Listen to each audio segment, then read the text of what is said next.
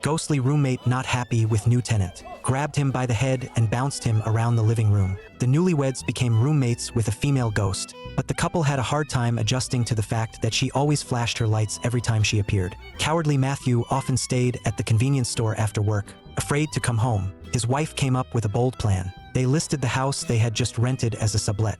Lucy disguised herself as a real estate agent. The first client who came through the door was very pleased with the light. They sat on the couch and were pleased with the interior. Lucy thinks she's finally out of the haunted house. The ghostly roommate gets angry. The clients are startled by the vibration of a table. Lucy explains that it's an earthquake. But what kind of earthquake shakes a table? Lucy tries to explain. The ghostly roommate shakes the whole building. Several people fall over. The clients run out the door in fear. Lucy tries to hold them back at the back of the room, but they don't even bother with their shoes. They just want to run for their lives.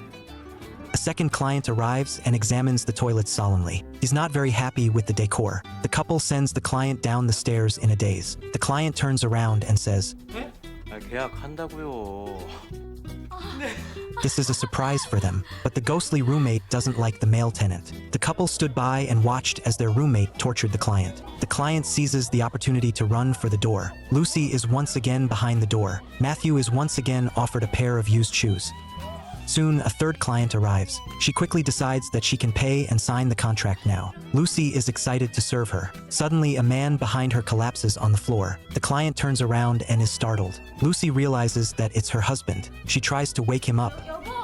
But Matthew is possessed by his ghostly roommate. He gets up from the floor, with a grimace on his face and tries to scare off the client. Once again, escapes without shoes.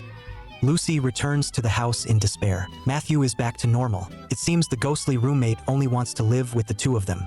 At night, a friend comes over for drinks. Lucy suddenly sits up from the couch. Matthew introduces his wife to his friend, and Lucy jumps at him trying to make out. Matthew stops Lucy. It's obvious that she's possessed by a ghost. Finally, a police officer patrolling the house notices something unusual in their house.